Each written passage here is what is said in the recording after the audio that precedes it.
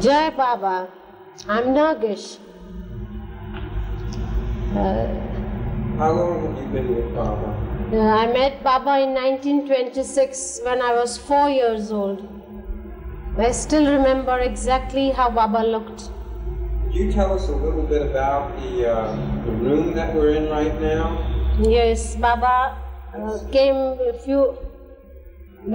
and stayed here in this house, and he had a mattress here before the accident, just from this corner to this corner. And before the accident, he always slept on the floor, on the mattress. He never slept on the bed if he went to visit any place. So he stayed here for 2 days and gave us the order that my altar should be right here in the corner. Baba's photo should be kept here always. Baba told you to keep the photo there? Yes, we used to keep this photo in the other room. He said, henceforth, you must keep my photo here and worship me here. Ever since that day, we have kept this place as his. He stayed here for a couple of days, and whilst leaving this house, he said, never henceforth vacate this place. Remember that. That is the order he gave us when he left. Is there anything else about this room? You say Baba slept right on the floor? Was it the concrete here? No, on the mattress, on the floor, but he never used to sleep on bed at that time, before the accident. What else occurred in this room with Baba? He gave darshan for 2 days, throughout the day and night. Throughout the day. Yes. Where did Baba sit in this room? Yeah, just on the mattress here all the time. He was here on the mattress for 2 days. Sitting here all the time and giving darshan to each and everyone who came.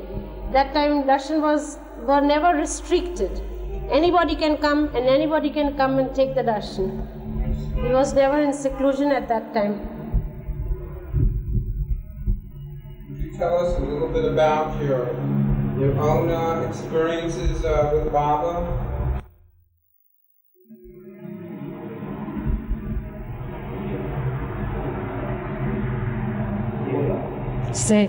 All right. When I met him first, when I was 4 years old, I still remember exactly how Baba was sitting, what he was doing, how he gave me the sweets. The impact was so great that as if Baba had merged in me completely. From that very thing shows that it is the past connection that brings us to Baba. And as if we have met always. It was nothing new to us. Nothing new to me. It looked as if that we had been with one another for ages and ages. That was the impact I still feel.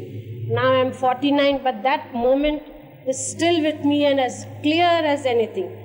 Impact as well as the feeling. After that, I don't remember anything for years. But that first incident is as clear as anything. He gave me order to come to Panchgani in March. I was schooling, so March, April, we have holidays. So I joined him in 1938 at Panchgani. He was staying in a bungalow called Dil Khush. A very few intimate Mandali was there at that time. Nobody had joined Baba. Only Mehra, Mani, Naja, Rano, Khorshid, Masi. It is after this Dil Khush period that all others joined Baba. We had a wonderful time in Dilkush.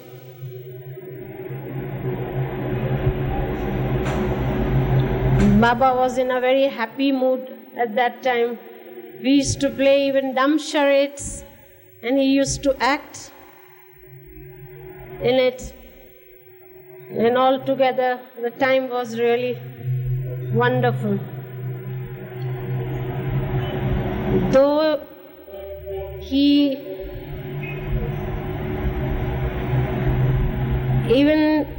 tried to show me that how God works in His way. Being a child myself, I did not understand, but he tried to teach me, telling me little incidents in life. Once there was a telegram that a very near Baba lover was very, very ill and had a temperature of 5 to 6 degrees.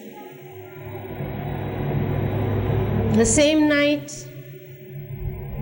Baba had temperature of 6 degrees and he suffered all night. And next morning when he is awake, his fever is gone. And he tells me that, look, I suffer for my lovers. I took up his fever and my lover is well. And I suffered for him. That is how I suffer for my loved ones.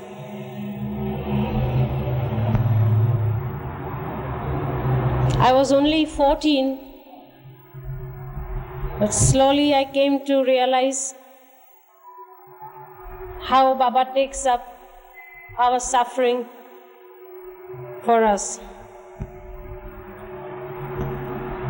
Then somehow or the other he wanted to let me know that how near I am. So he took me to Muhammad. When that time he was staying in Panchkani. And at that time Muhammad was very, very against women. He wouldn't let any woman come near him, even 10 foot near him. Baba held my hand and was taking me towards Muhammad. Muhammad said, "Oh, Yar has come, take her away, take her away." Baba said, "She's not Yar, she's my sister." So, in indirect way, he told me how near and dear I was to him. Then again I had to go for my schooling. I came back. But somehow or the other, for no reason at all, I was not keeping well at all. Day to day I lost weight. I lost my health completely. I just didn't want anything else but Baba.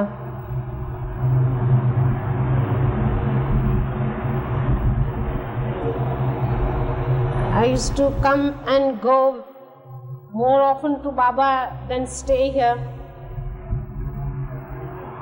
Then on his own, he called me. I was very, very fond of studying.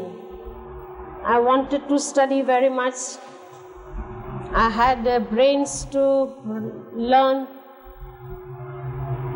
And in Bangalore, when Baba went, I do not recall exact year, in the links, he said, "You come and stay with me. You can do the schooling in Bangalore. I'll teach you, I'll send you to school. You come and stay with me." I did for a few months. There was no question of going to school or anything. And the time came when I got so attached to Baba that I didn't even bother whether I went to school or not. So when I came to that stage, Baba said, "Do you want to go to school?" I said, "No." "Just as you wish, Baba, whatever you want." So what is the good of studying? You be here and be happy. I said, "All right, Baba, just as you say."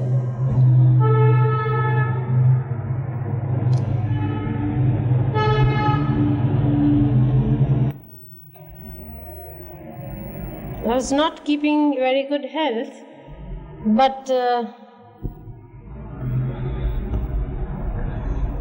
somehow I was not at all paying attention to it, and I was quite careless about it.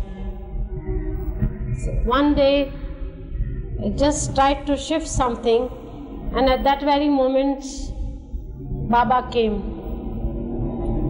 and he got so very annoyed that, "Why did you do this? Why did you do this?" All the time he was very, very angry with me. "Why did you shift this bed? Why did you shift?" I said, "I didn't do anything, Baba. I just gave a little push. Why did you do it?" That he went on for almost an hour or so. He said, "You should not do it. Why did you do it?" "Baba, nothing has happened. Baba, I'm perfectly all right. But still, why did you do it?" And within a week, I was talking to Meera sitting on a bed, and for no reason at all, I have no idea what happened, I just fell on the bed and collapsed completely. For hours together, I have no idea what happened, and I still do not know, but I was not conscious for hours. I was shifted from one room to the other room. All male Mandali were called, and they just held me lightly, and Baba held my head and shifted me in another room and kept me on bed. On that day, Baba sent a telegram to my parents. Nargis' condition is very bad. She might not survive.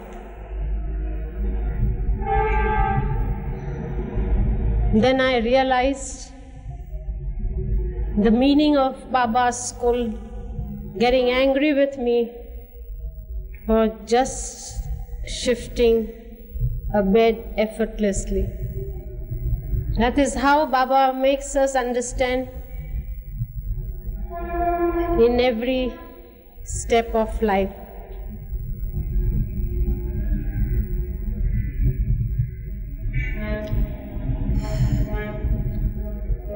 Stop. From Bangalore we came to Meherabad, and from Meherabad Baba sent me to Bombay to consult a specialist, Dr. Koyar. His fees were exorbitant, and it was something impossible that I could ever afford. Though Baba had said I'll spend every penny, I was very, very sensitive about it. But Baba, for individual, for their own experience, he shows miracle every step of one's life. The man who charged so exorbitantly from each and every one did not charge a single penny from me, though he didn't know me at all. He says, "How can I take from you?" Just like that. Then we realize what Baba does for us. He must have given me a treatment worth thousands of rupees without exaggeration, and he had not charged a single penny. And even the tonics that he prescribed, he would take it from his samples and give it to me. That also I didn't spend. That means I did not spend a single penny, which Baba himself volunteered to spend. And I was extremely sensitive that we should do something for Baba. And why should Baba do something for us? Little realizing what he wants us to do. Whatever we feel sensitive or whatever we do not like, he makes us do it and undergo certain things. That is the training of his.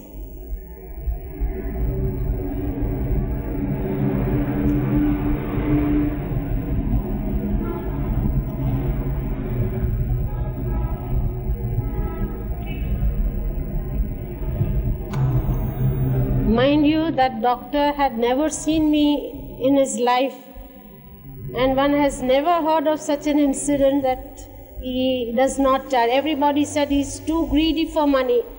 He just wants money and nothing. In fact, I used to say that I'm so tired waiting for all these hours. I'm not coming next time. He says, when you come, I will take you first, whatever happens. He got some natural attachment towards me.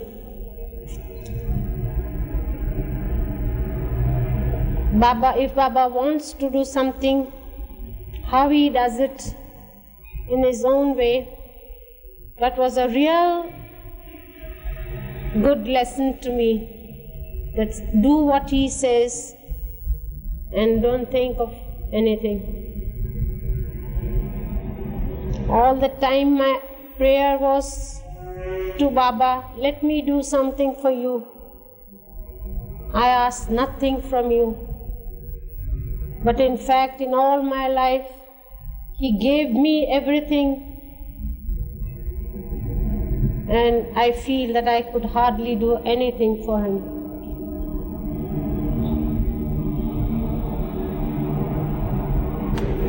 You could take the food. He did take the trial and the test every moment of our life. But we became stronger and stronger in his love.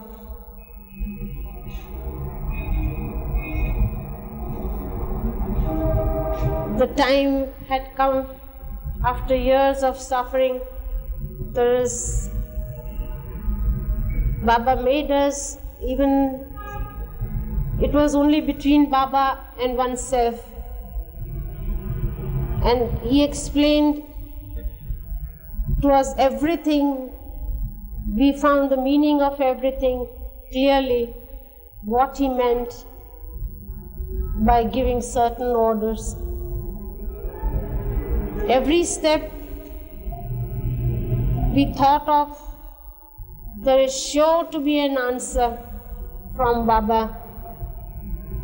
Without the slightest doubt, we would feel that he is there and is talking to us.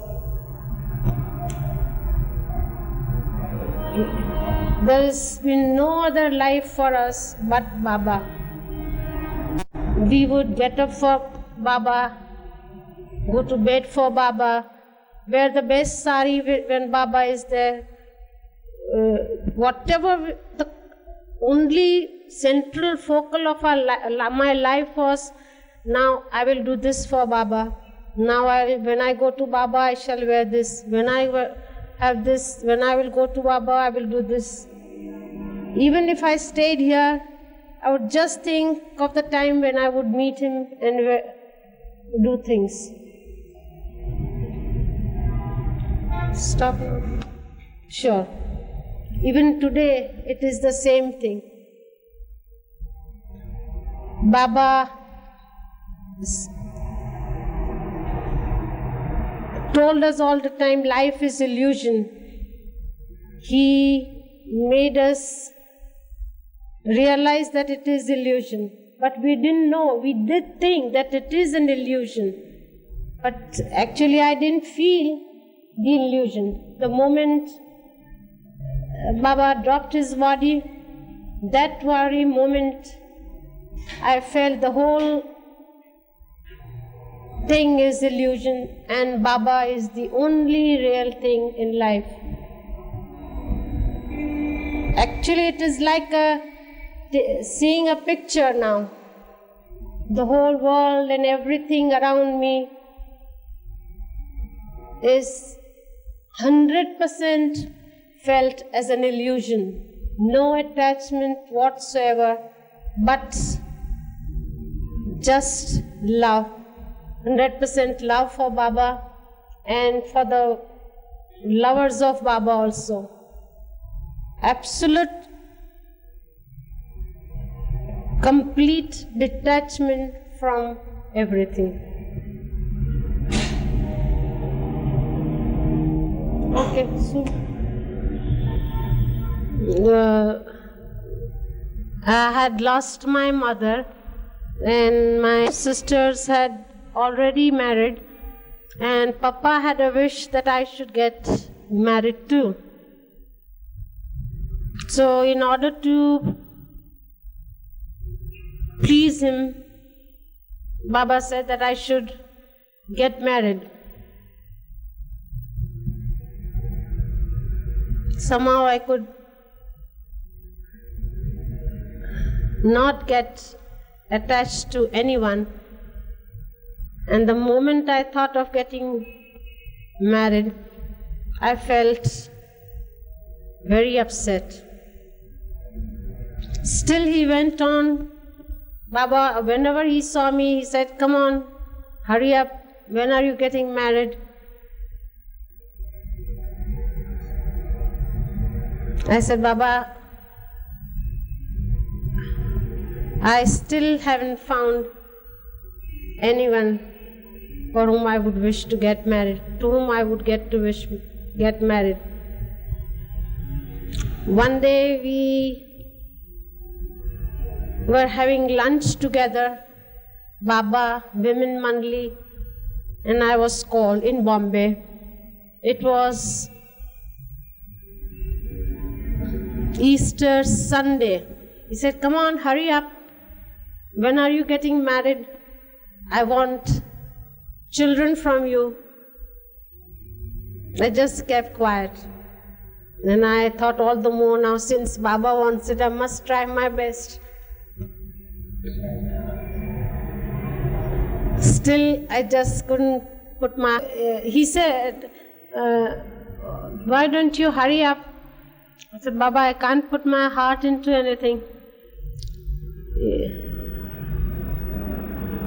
Then after 2 months, I met him again in Bombay.